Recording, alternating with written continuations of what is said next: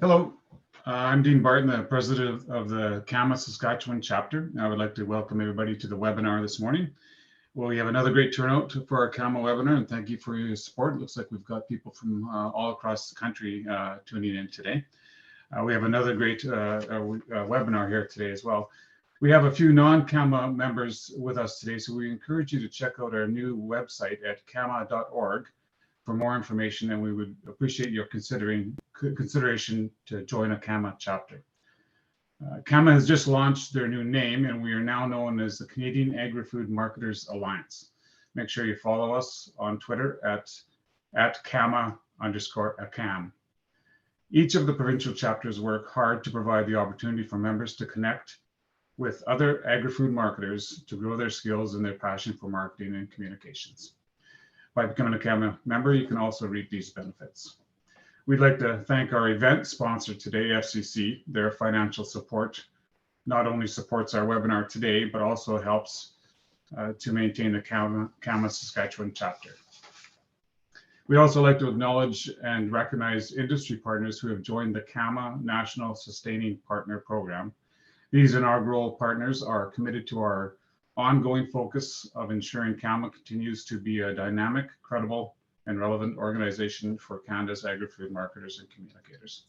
The 5 committed partners are AdFarm, AGI, Bayer, Glacier Farm Media, and Real Agriculture. Thank you to those companies again for their ongoing support of CAMA. So before I turn it over to the speakers, a few housekeeping items to review. Please keep your camera off and muted during the presentation. Type your questions into the chat box and we'll get to as many of them as possible once the presentation is completed. The webinar will be recorded and emailed within 24 hours to all attendees. And we ask you also, you'll also receive a webinar survey. We ask you to complete that. That helps us, gauge the webinar today, as well as, come up with ideas and topics for future events. And the webinar or the survey only takes a couple minutes, so we really encourage you to do that. We'd appreciate that. So back to the webinar, and I'm pleased to introduce our guests today. So Jill Harvie, along with her husband Cole and their 2 daughters, ranch near Olds, Alberta, under the name Harvie Ranching. The ranch runs 250 purebred heifers, Charolais, and commercial cattle, along with exhibiting cattle across North America. Jill and Cole enjoy judging cattle shows around the globe. Harvie Ranching Genetics have sired national champions in 7 different countries. Jill has worked in the Canadian beef industry in animal health policy development and public relations, and recently her passion for agriculture can be seen through her podcast called Food Careers. Jill's most notable career achievements thus far would be as staff charged with the creation of the Cattlemen's Young Leaders Program, the Young Cattlemen's Council, the Canadian Beef Industry Conference, and the formation of the fully funded public and stakeholder engagement program. Marty Seymour is Director of Industry Relations at FCC, where he engages with national associations, government officials, and industry influencers to explore partnership opportunities that add real value to Canadian agriculture. Marty was raised on a cattle and grain farm in Cardiff, Saskatchewan. A cowboy at heart, he moved to Saskatoon and earned his degree in agriculture science from the University of Saskatchewan. After a decade in sales and marketing in the animal health industry, Marty spent 5 years as CEO of the Canadian Western Agribition. And I should also mention that both Jill and Marty were recently named to Canadian Western Agribition's Canada's top 50 in agriculture. So if you haven't seen this publication yet, get a hold of one. There's some really good information there and 50 great people in agriculture. So with that, I'll hand it over to Marty and Jill. All right, thanks, Dean. And Jill, I was reflecting on Dean's intro that we go back to our early days in the feed industry. And so for those listening, Jill is my favorite interview that we do in the industry because we just grew up together, I feel, in this space. I'm a little older than Jill, but I'm still 39 and holding. Jill, as I guess you've got some stuff you want to start us off with. What we'll do, folks, is we'll run about 40 minutes of Jill and I back and forth on a few things, following a bit of a pathway, and then blow it open to questions. So as you heard earlier, put your questions in the chat and Dean will help facilitate them. And we want to introduce you guys to some cattle marketing stuff. And it's my favorite topic in the world. And Jill, I want to turn it over to you to kind of level set for those people maybe aren't from the industry to kind of help us understand what this means, what cattle marketing really is. Perfect. Thank you, Marty. And good morning, everyone. Thank you so much for joining us here. I wanted to start off with telling you a little bit about our operations so you kind of see where we fit in the big picture of the Canadian beef industry and the global beef industry. And so firstly, we are a family owned and operated cow-calf operation, purebred cattle. So they all are papered. We do have some commercial cattle as well. And we're here in Mountain View County in the foothills in Alberta. And we have approximately 2,000 acres of grassland. Some of that goes into grain. And then we have another 1,000 that we rent throughout the summer for pasture grazing. At the high time, we'll probably have around 600 head of cattle on this operation that will be under our management. We say 250 head of cows. That's how many cows we have. But of course, here we are almost on the cusp of January. I'll have another 250 calves on the ground come my bull sale, which here we've got the slide of my bull sale, which is at the beginning of March. So we've got some busy times ahead. So where we fit in the grand scheme of things is a seed stock producer. So as a seed stock producer, we have, I think we have 4 customers. So I'll talk to you about the first one, which when you talk about improving genetics, that's what our job is to continuously find the best possible genetics, put data with that, phenotype, which is how the animal looks in terms of their conformation, and put all that information, all those things together in an animal that a commercial cattleman will want to buy. So when they come to our bull sale, they're looking for a bull that they can use, usually one bull for every 20 to 30 cows, depending if they're a yearling bull or a 2-year-old bull. And they're going to likely put that on a different breed. So we have polled Herefords and we have Charolais. They could be interchanged. They could be putting these bulls on Angus cows. There's tons of different ways that you can cross cattle, but many cattle producers find that perfect mix, and they come to our sale to find those bulls that are continuously at the cusp of having a great eating experience for our consumers down the road. Also, they're going to want to have easy calving, and come fall, lots of pounds. More pounds mean more money. And so if the calves do really well and the feedlots want to buy them, they're going to make more money. So that's really one of the big targets for us.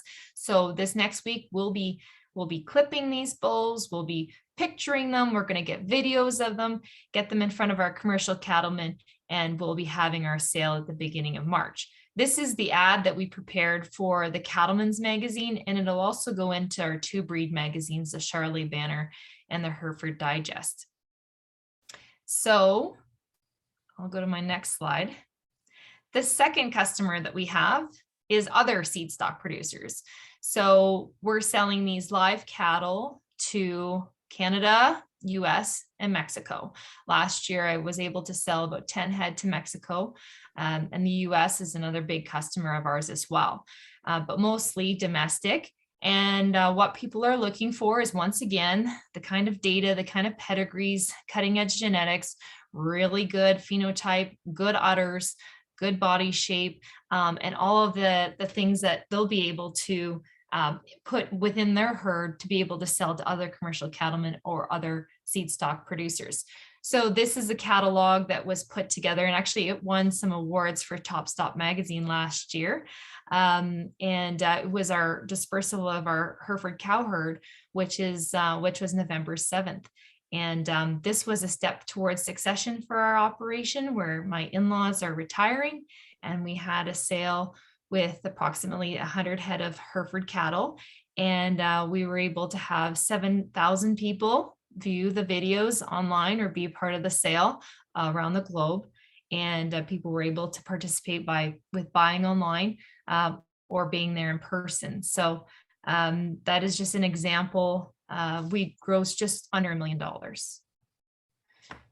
Now, my third customer. This is a very targeted customer because we're sending them semen or embryos. The embryo market for ourselves is a huge part of our business. It's probably a quarter of our sales per year. And we are the largest exporter of Hereford genetics out of Canada. And so our target, our number one market is actually Denmark, and then the EU, Chile, and then throughout the globe.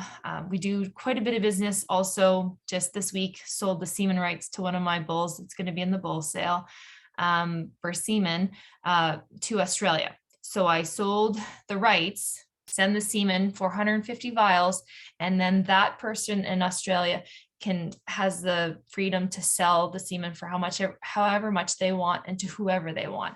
So this is an important market to us. The semen tank and embryo tank has dry ice. And so we use businesses like Davis Reardon Embryo Transplant, and they will actually send these to other places in the world. And it is a great way to share excellent genetics. We also buy genetics into Canada as well. So we're very particular about that, but it is a great way to bring new genetics so that we don't have issues with inbreeding. Before you move, go ahead. Sorry, yeah, Jill, before you move on from the slide, can you describe the size of those straws in that tank to people that wouldn't be familiar with? When you talk about moving semen and embryos, like how big is the whole thing? Yeah, so well, the tanks there can be shipper tanks, which is just a couple feet tall, and the dry ice will be about, I don't know, 3/4 of the way up. And the semen straws they're just kind of like the straw in your pen, or I guess are just like the size of your pen. And that semen or those embryos will be basically preserved in there for many years. You want to use them sooner than later, but you can have them in there for 20, 30 years. It's pretty amazing. So my last slide is my fourth customer, which this is my daughter with her 4-H steer.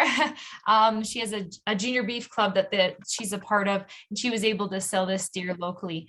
But I wanted to really exemplify the consumer that buys the beef. And so I always have that consumer at the back of my mind because they drive everything. Beef demand drives our business, even though we're a few steps away from it at sometimes with dealing with semen and embryos and genetics. And selling live cattle to other purebred producers. But when it comes to the other commercial cattle we have on our business, that we sell beef off the farm to some family and friends, but ultimately all of the consumers around the globe wanting a tasty, consistent, flavorful product, that's top of mind. And so the things that we do on our operation will always keep that consumer in mind, whether it be sustainability, animal welfare, or just making sure that we have the ultimate product. They are the ultimate, person in mind. So that's a little bit about my 4 customers, and then I will flip it over to Marty. Jill, okay, perfect. I actually want to ask a technical question about this, and this, I think we need to go back to what's our industry look like when you and I were just getting started in it. But I actually, for people listening who don't know the cattle business, I saw Rob O'Connor on the line. He's another breeder in this space that you would know. How do I judge a good animal? How do I know? And I think when I was a kid about the big, tall, stretchy exotics to now when I go to Agribition, they all kind of look the same. And I'm interested in, how do I know a good one when I see it? Well, that's a good question. And so number one, we all will see cattle a little bit differently. And there are preferences probably based on our experiences.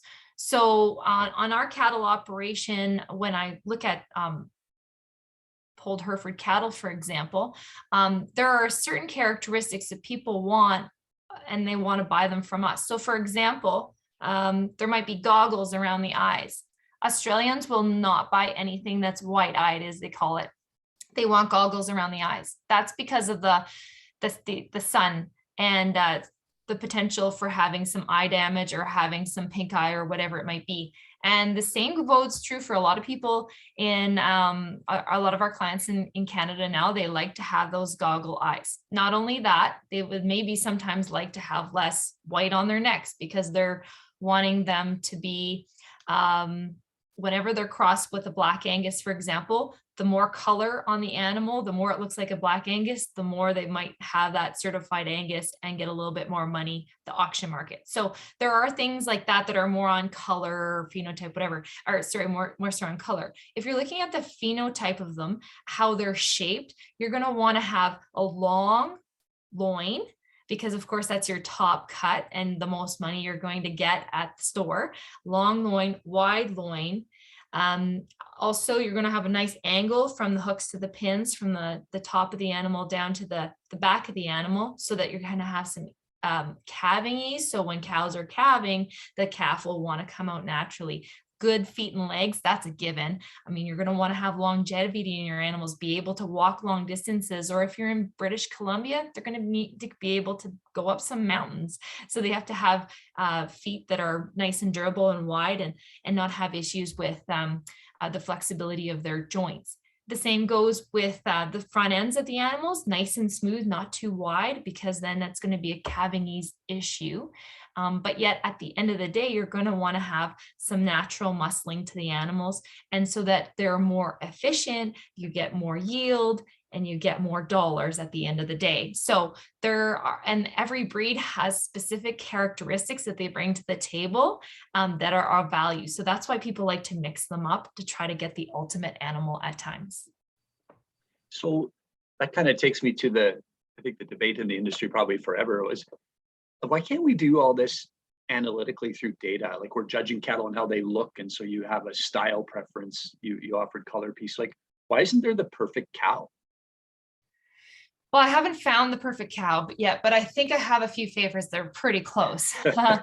But so the data, of course, all data can have, they'll have levels of accuracy. So we do have accuracy associated with our data. We continuously look for new EPDs, as they call them, expected progeny differences, that we can try to be able to predict what their calves are going to look like or give us in terms of quality traits.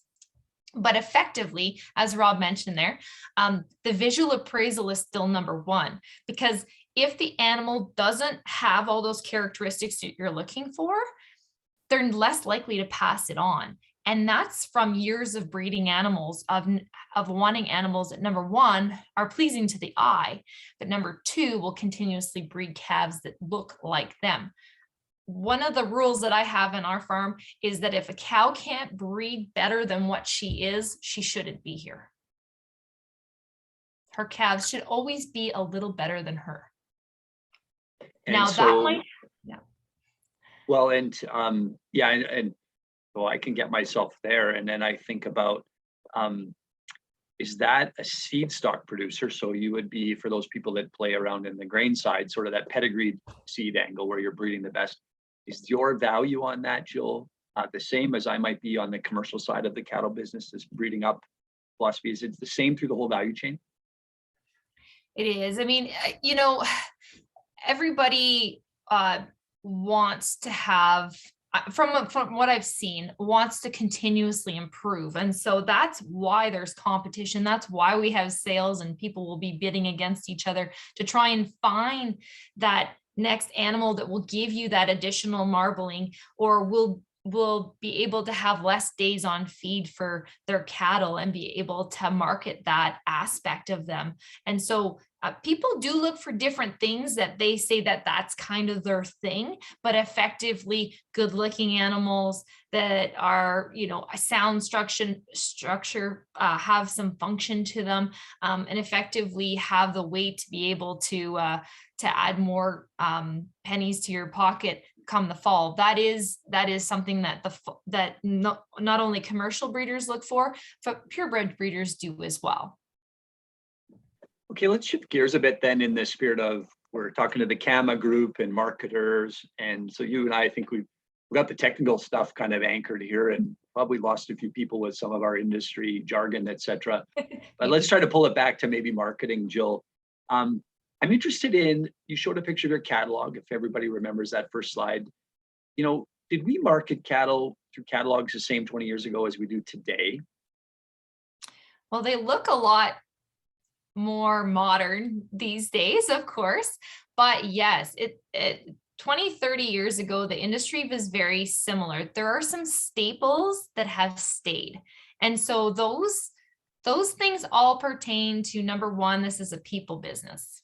And so having people come and look at your animals, when you have a sale, there's a catalog. The catalog is mailed out. And if people can't be there, they would maybe talk to a friend, someone that they admire in the industry, and perhaps be on the phone with them during the sale and have them do their bidding. Then the animal is trucked to their place afterwards. So those things have really stayed in the business. But as of the last few years, we now have the online platforms that are very competitive. You will rarely go to a sale now that does not have someone up at the block beside the auctioneer that's taking bids online. And of course, they'll have the videos that were previously taken. They're on the screen, so people feel like they're a part of it, and all can do bidding from the comfort of their homes. So they're in the driver's seat.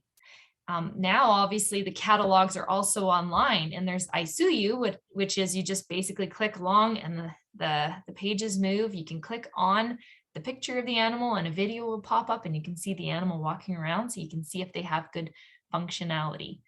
So there are some things that have stayed. Now we have add-ons. It feels like an evolution of the catalog as the anchor way to use the visual side. Like you had said, the industry still anchors its choices around the phenotype or what the animal looks like. So I need pictures. How did the video sales thing then change who showed up to buy at the sales? It used to be neighbors. I think of as a kid, if you're within 100 miles, you drive to the bull sale on Saturday, buy your bull. And now you're telling me I can access it around the world. How far do people go, or how far does that footprint look when you digitize this thing? Well, now it is truly global. We use social media. Number one, Facebook would be the option where you can have people, regardless of language barriers, regardless of where people are from. A lot of cattle producers around the world use Facebook, and now moved into Instagram and other things. But that has been pretty phenomenal for doing business.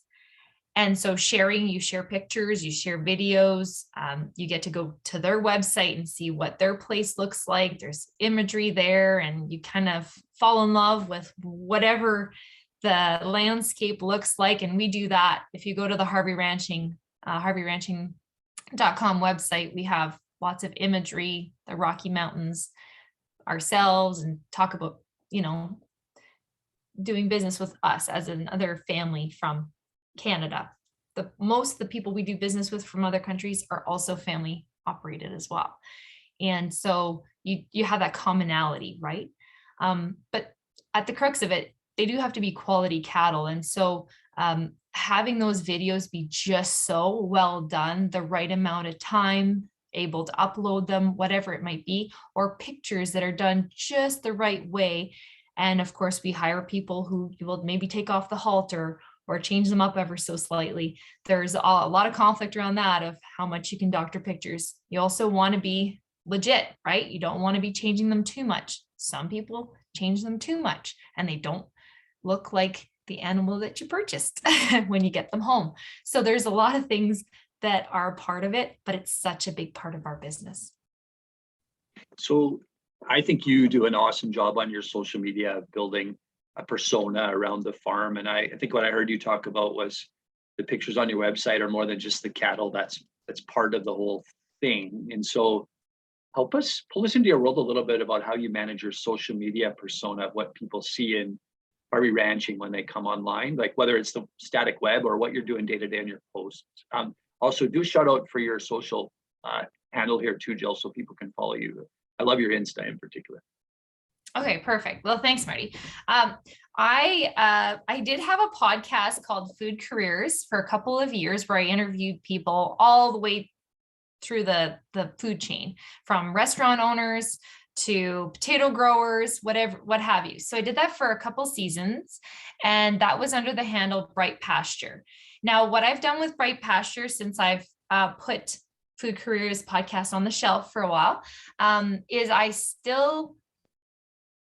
want to promote agriculture just in general, have it be relatable. When people think of a career in agriculture that are not from our world, what do they think about? They probably don't think about Jill Harvie and how I run my day-to-day business, or even what I look like. So I think it's important that we continuously put ourselves out there. So that's one handle that you probably won't see tons of pictures of my kids, because it's public. And so I try to separate the two. Then I have my Jill Harvie, which is a private account. I welcome friends into that space, and I share tons of pictures of us riding horses, and my kids will be on there, and day to day I'll share pictures of cows that I think might be very marketable. So obviously I'm still marketing to my audience that know me or know of me. I've met them at one event or two events. Then I have the Harvie Ranching handle, and that's where it's all business, right? It's about what we do. If we're out sorting cattle, I'll probably take a quick picture and tell people what we're up to that day, so that it can be seen through the eyes of someone who's wanting to buy beef from us locally, someone who just stumbles across it, or someone who's actually wanting to buy semen off of one of our bulls, for example. So I try to have different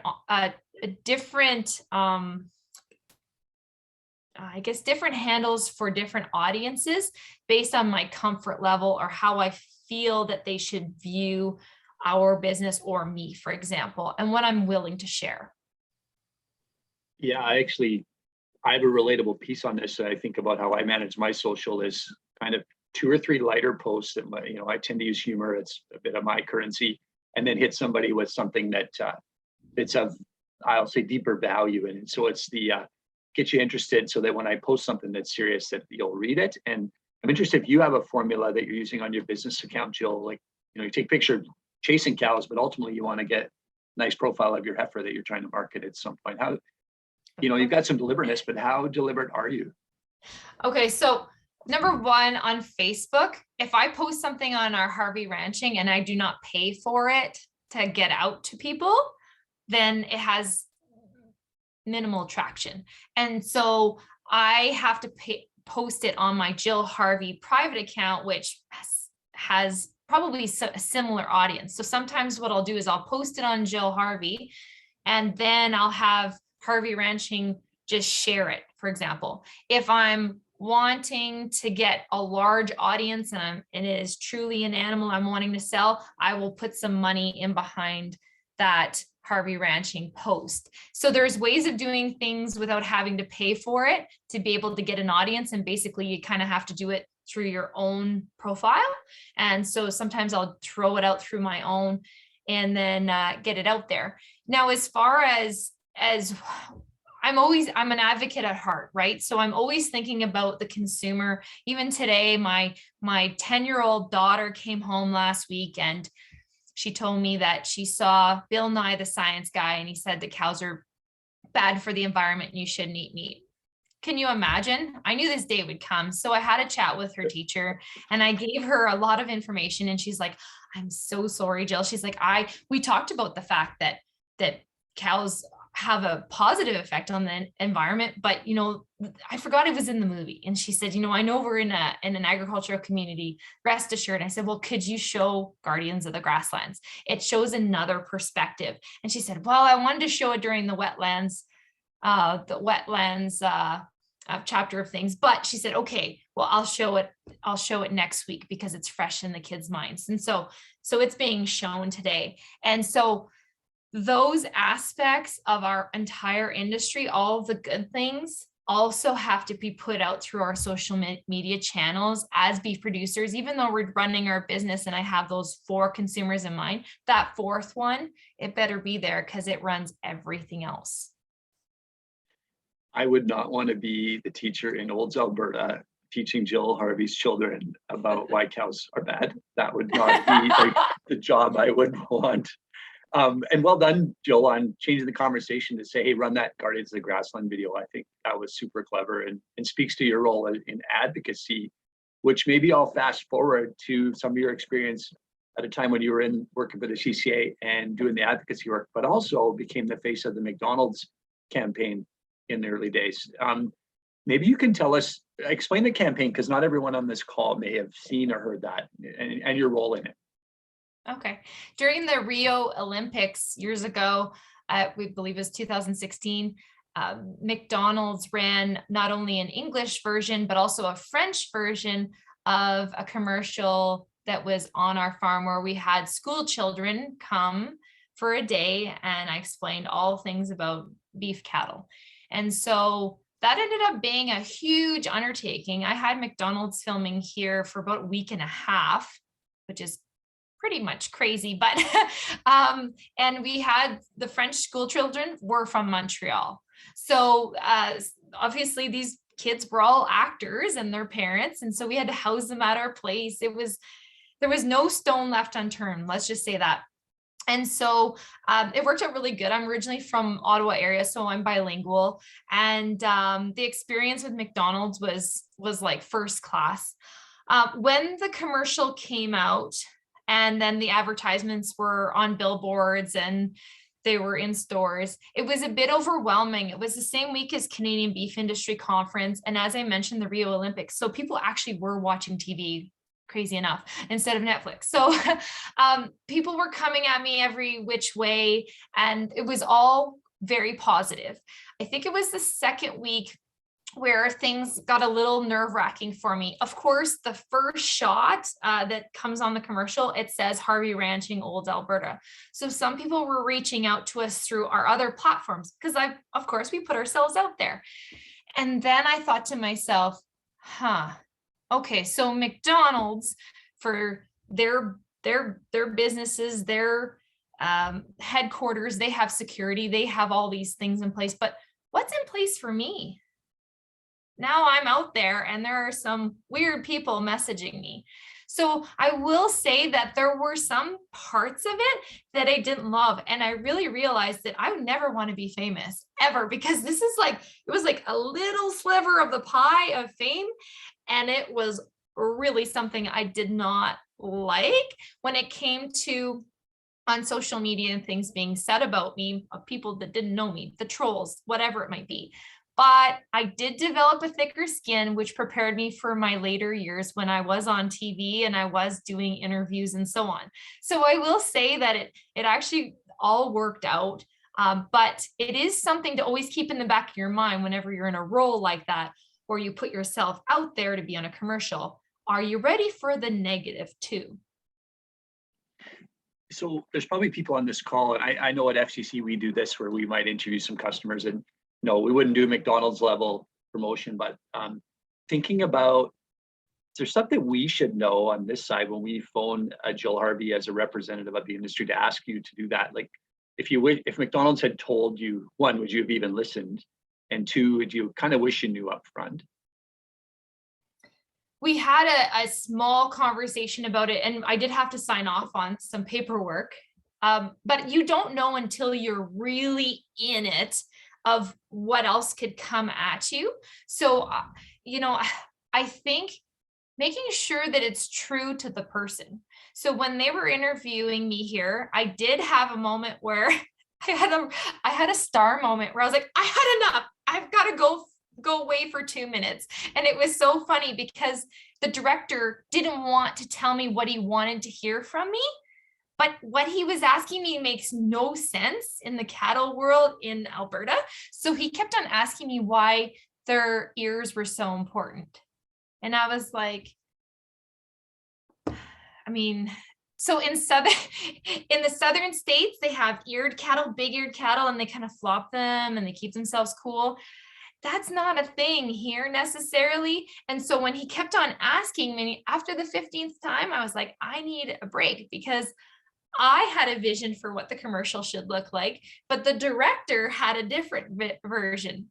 So I think being cognizant of what the person you're interviewing, what they want to convey to is equally important, or else it won't be authentic. If you even see what the commercial, what I ended up saying, it really wasn't about the things that I totally wanted to say, but I kind of get it, right? I get why we ended up where we were. So that's very important. Now, some of the feedback that came back was surprising. People, I don't know the percentage, they didn't believe that I was a farmer. That really hurt my feelings, but it also drove me to say, we need to change the perceptions of Canadian agriculture, who are running these farms. So my ego was stroked a little bit. They're like, she's an actress. And I was like, okay, but no, I am a farmer. So how do we change that? Oh, great question. I think it's going to be our life's work for all of us that play in that space, for sure. Now, I think you had another very interesting sort of come to Jesus moment when there was a second version of this, the next level of the campaign, and you had to make a tough call. Yeah. Walk us through that one, Jill. Okay, so I had just been hired on as the public and stakeholder engagement manager for the Canadian beef industry. So effectively spoke on behalf of the 60,000 beef producers across the country when it was all things for the perception of beef. And so I knew I was going to be on the 6 o'clock news, and I've already been a few times, but there was going to be full time. That's what I did. And of course, the beef industry was somewhat under attack at that time. It had already gone through one tough year, and it was going to see another couple tough years up until 2020, whenever the news changed. But I went to a ranch, and they were doing the sustainability commercials, which were quite wonderful. And a few of us were interviewed. My part was to talk about the healthfulness of beef and the importance of cattle on the landscape. And so I had, a cowboy hat on at one time, and then I took the cowboy hat off. I was like, oh, that's too much. But I had my belt buckle and my blue blouse, and at that time I had very bleach blonde hair, and I was probably a little too done up. I thought maybe that perception thing, I still want to change that, but I'm like, if there's me and a lot of other people, maybe they'll believe I'm not an actress or whatever it is, right? So I was like, I'm going to be authentic. I like to wear makeup. So I was in the middle of the interview, and of course, you're mic'd up, and they're like, oh, just a sec here, we're going to stop filming. There's a spider on Jill's shirt coming across.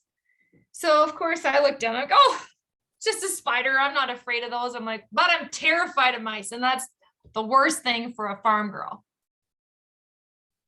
So now let's fast forward to Canadian Beef Industry Conference. We're in Ontario, and we get the call from Jeff Fitzpatrick Stillwell from McDonald's. And he says, hey, everybody, run to your rooms. It's the 11th hour. You need to get your part in the commercial. You have to approve it. And we really want everyone to just go ahead and approve it, basically. And so we run up to our rooms, individual rooms. And so I sit down, and I'm so excited. I'm like, oh, this is great. We can change the persona of myself from the last commercial. So I'm listening to it, and guess what makes the clip? Me talking about being scared of mice, and a little laugh with my blonde hair in the wind. And my heart sank, and I thought, oh my gosh, I can't have, Sherry Copperthorne Barnes, then Bob Lowe and Cecily Fleming, and then Jill Harvie comes on for comic relief and looks like a dumb blonde. No. And so I went downstairs, and luckily Bob Lowe was in the foyer, and he said, Jill, did you see your part in the commercial? What do you think?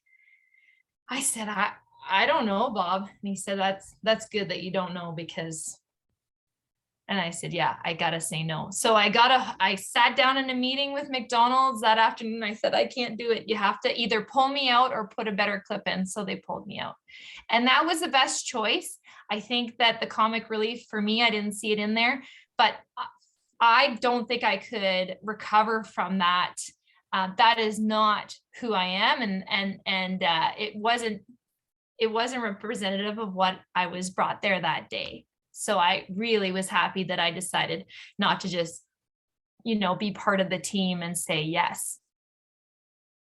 Well, I think you should be super proud of your choice over that. And I think that's why you're such a good advocate of the industry. And I think we've seen this all from people who build up a great persona and then give it all away with one quick post to get a laugh and undermine all of their good work. So good for you. Thanks for sharing that story too. I always love the behind the camera stuff that people can't see. So it came here first, CAMA. If you guys wanted to hear it, got it from the source. If anybody has questions, throw them in the chat line. We're getting close to where we're ready to flip the mic over. So populate those questions as you can. I have a couple more things, Jill, I want to put in front of you, but please fill up the chat line, gang. This is your opportunity to get access to Jill Harvie, the celebrity. Okay, Jill, this is a question that I think would serve us well, just from the cattle person in the our industry. Is like, what's the one thing you want people to know about Canadian ranchers? That they're just like them. That's number one. We need to make sure that we relate to our consumers, and they are us. We're a family here. I want to feed my kids healthy, wholesome, well managed beef, and that's what I want for my neighbors, people in the next town, the cities, and to our global customers. And so as long as people can trust us, that is key. And that's what I always try to drive home. And what's funny? When I have people come here to pick up beef, they buy beef from us, I might not know them. All that other stuff, there are no questions about, how your animals are necessarily raised or antibiotics or any of that stuff. It doesn't even come up, because as soon as they meet us and my two labs run up to them and my kids are in the yard and they see how clean and cleanly it is and how the animals look like they're well taken care of, and we have a great conversation, I ask them about their lives, all of that other stuff goes away. So how can we do that when we're marketing? Yeah, I think that's our life's work again, around communicating. And I actually often wonder if the rancher's ability to relate to the consumer is just as wide as the consumer's ability to relate to Jill Harvie ranching. Yeah, I wouldn't underestimate that for sure. And yeah, that's all of our jobs to do that. And now, maybe it spills. Go ahead. Oh, I was gonna say, Marty, this year we had the opportunity to go back to Canadian Western Agribition, which was amazing. I mean, I look forward to that event every year. I think about it every day. I know that sounds kind of crazy, but we have to do a lot of hard work on this farm, and when it's minus 30 and I'm calving cows and I just broke my foot or whatever it might be, I think about the goal line of that event that brings all those consumers together. The 4 customers I talked about, they're all there. There's the school children that come through. There are the families that come through, and they can see our animals and touch them. Can I touch your cow? Yeah, you can touch your cow. Ask me any question. Then I have the purebred people that are there that I sell other genetics to. And of course we compete and we do all those things and we get pictures of the backdrop. That's all part of our marketing.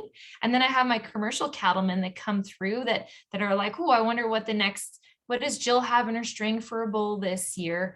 Right. And so I think obviously then our international people that come over, there's people from South America, Mexico, etc., that came this year, and I was able to do some great business. Now it all comes back to having them all there. But when I do interviews at Agribition, I did interviews again this year. I'm not going to lie, I'm usually really busy, so I sometimes cringe a little bit when I'm asked to do an interview at 6:45 a.m.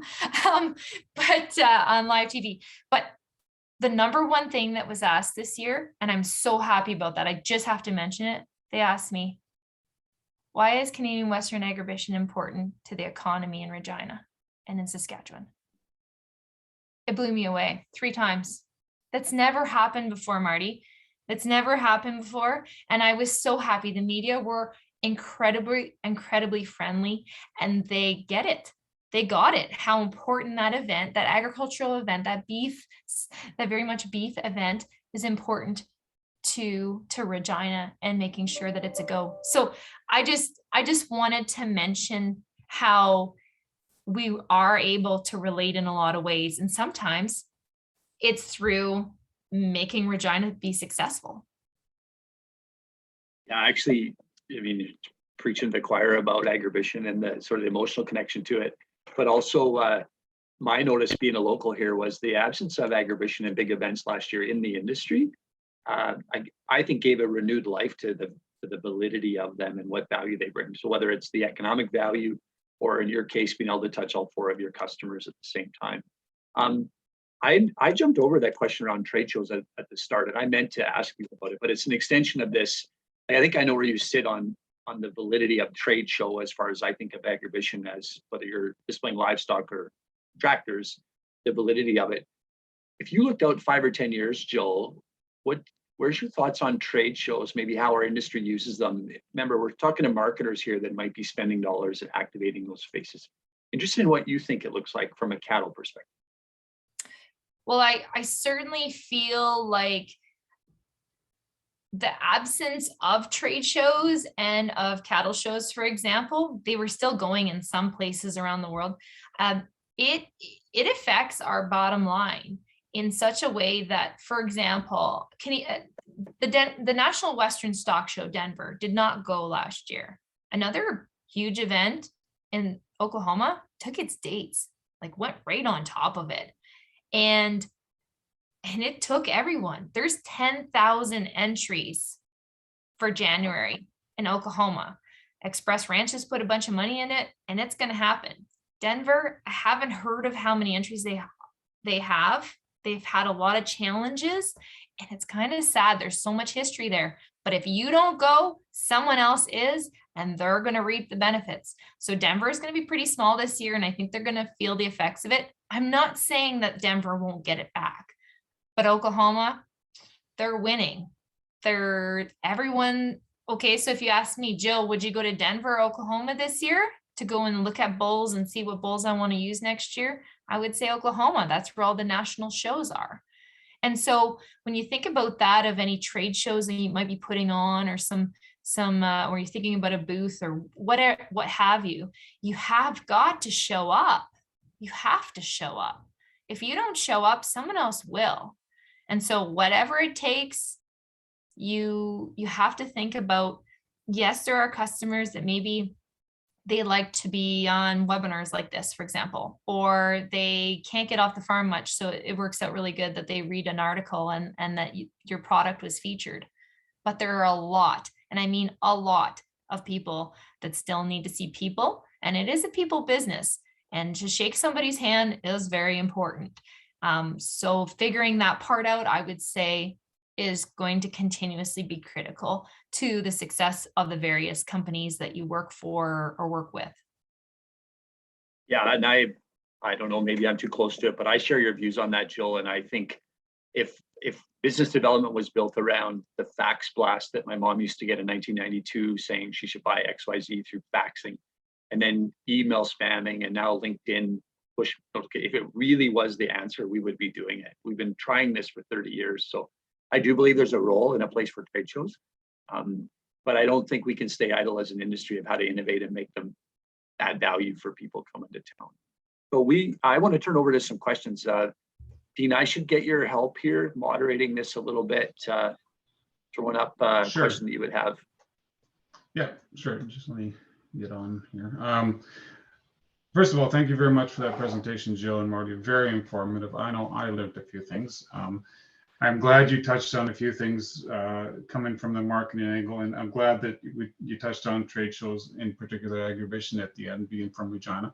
I know how important it is to our economy, and I know a couple of years ago Agribition approached us at FCC to see how we can help the rest of the community realize how important it is to the economy.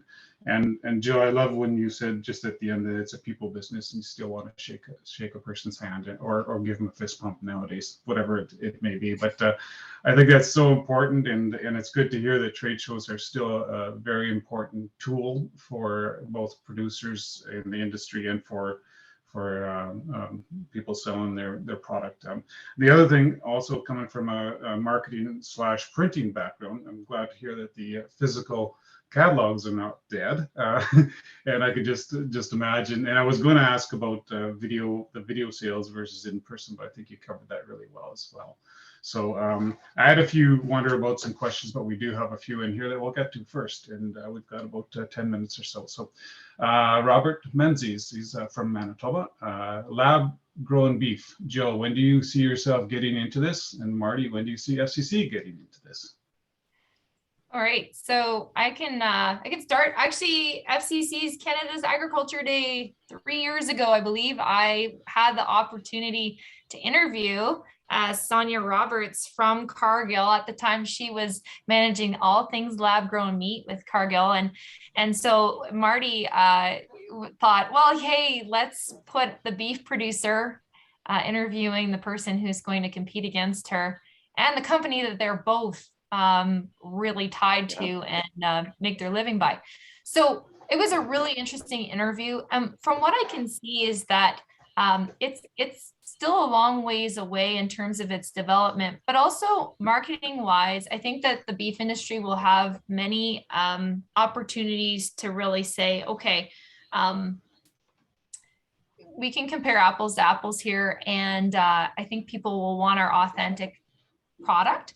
That being said, if you look at people who want choice, some people wear glasses. Some days I wear glasses. Some days I wear contacts.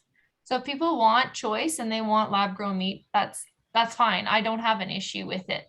I think what my issue is whenever companies like Beyond Meat, for example, which is not lab grown, but has really tried to slander the beef industry. And that was a lot of my work for over a year. I had to do a lot of work making sure that marketing didn't go down that slippery slope of saying that one product was superior than the other and really cause damage to that other industry. So that's number one for me. I'm okay with choice. You can choose lab grown, you can choose like a pea protein or whatever it might be, or beef, the real McCoy, but do not throw each other under the bus to the point where you damage the other industry. Try not to. That's a great message from a marketing standpoint, Jill, and I share all your thoughts on that. Robert, really good question. One thing I've been thinking on lab-based meat ever since I met Sonia, as well as Jill was referencing, and my thoughts are, if it does show up and become competitive, it shows up in hospitals and places where we don't have choice, where the consumer is just gets what's served. The other thing I think about a lot, Jill, you might have thoughts on this too, is I think beef will be like the automobile. And I go to Asia from some of my travel there and think about cars can become a status symbol. It's why we still sell a 1967 Mustang for $100,000, regardless of the economics. And I think beef in a developing nation, if you can eat the real thing, it becomes a status symbol. And that's the soft side of where beef fits in. And so as it becomes an expensive protein, we'll still see upper middle class people choosing it because they want the authentic experience. And so it's just more of the social side of where we may see the evolution of this. But I am not worried about the future of the cow. Regenerative agriculture also, to me, is like a lifeline to where animal agriculture collides with upcycling nutrients out of the entire food system. Good. Thanks, Jill and Marty. So we have another question in the chat box here from Stephanie Nagelschmitz. In working with the young beef farmer programs, what observation can you share about the mindset and decision-making style of Gen Z and millennial farmers? It's a great one. I can start if you want, Marty. Yeah. Okay. So Marty and I have been involved in the Cattlemen's Young Leaders program just right from the get-go. FCC came on and we're a wonderful supporter of the program. So we're Cargill, MMP, and others. And every year we had an opportunity to meet so many young people across the country and then go and meet with other young people from the US, for example, and all over the globe with some of our international delegations and so on. And what I have found is that there's a sense of urgency. on needing to have succession happen and happen correctly. The problem is that it is not top of mind for everyone. So I would actually challenge everybody that's on the call today or on the Zoom today, is that we've been talking about sustainability a lot, this S word. We need to change it to succession, or else we will not have success in the Canadian beef industry as we move forward, because it's not happening at the rate it should. It's not happening how it should. And the worrisome part about that is there's nothing that we can all do as individuals to make it happen unless other individuals are willing to make it happen. Collectively, as an industry, we can push the envelope. We can have more articles about succession. We can have more panels about succession. We can have live examples, have pilots have 3 or 4, 5, 6 families, and we follow them along. We don't need to know everything about their business. No, nor should we. But we need to know how to make it happen, because it is a big problem. And so I would say that the vast majority of the various years that came through the Cattlemen's Young Leaders program, that was top of mind for them. And they're trying to figure it out.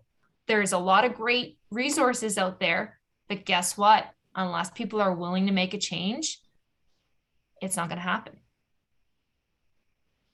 Yeah, I'll keep my response brief, Dean. Sure. I look at the next generation conversation more through the lens of, I can't believe how many shared values we actually do have, all the way back to, say, my dad, not quite a boomer, but on the bubble. We still want to do something meaningful. We still want to produce safe food and have a viable business, raise our kids. And so sometimes I watch us try to drive a wedge between the differences in the generations. And I actually think there's more similarity there, in particular in agriculture, but I don't think it's unique. I'll stop there, Dean. No, thanks, Marty. Okay, I think we'll have a few minutes left here, so I think we can wrap it up now. So again, a great conversation and presentation. It's probably one of the better webinars I've been to for a while, because I can truly say I walked away and I learned something, but maybe it's because I knew nothing before coming in. So, but thank you very much again. And thank you to all the attendees, and a reminder to fill out the survey. We'd really appreciate to get your feedback. And with that, I'll end the call and wish everyone happy holidays and in a great Dean, 2022. Yeah. Dean, I want to jump in, because I think Jill needs the last word here today. We were having a wonderful chat. And so Jill, I want to give you the last word. Is the beef prices are high, but farmers don't always get that piece of the pie. I want you to help us understand that, because I think it's also a great takeaway. So last word to you, Jill. Okay, well, thank you, Dean, everybody, Mary and Marty today, and everyone for being on the call. I will say this, although whenever you walk into your local grocery store and you look at a strip loin, or you look at the price of hamburger, and it looks like, it's just been skyrocketing. Wow, those beef producers must be doing great. That's not the case.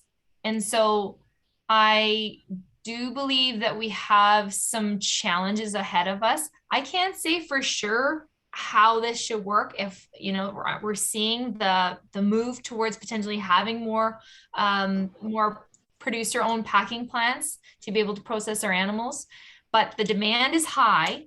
People love our product, but the challenge is the middleman is making the money. And the problem also lies with inflation, with us as farmers, with the price of lumber, gasoline, not being able to have access to parts, to being able to run our businesses. There are some big challenges ahead of us for the beef industry. And so when I had Minister Bibeau here a couple weeks ago, I shared those challenges with her, and she was able to take it back. And I hope that the Canadian Cattlemen's Association and other organizations can follow up with that. But I am concerned. I know that there's a big discontent of why we're not seeing some of that passed along. So I would share this. McDonald's many years ago and other companies had marketing where they talked about their coffee beans and where they were sourced, and the importance of sharing that profit all the way down the line. I hope someone can do that for the beef industry. Great. All right. Thank you again, Jill and Marty. And with that, we're pretty much right on time. So thank you very much. Have a great day, everybody. Bye. Bye.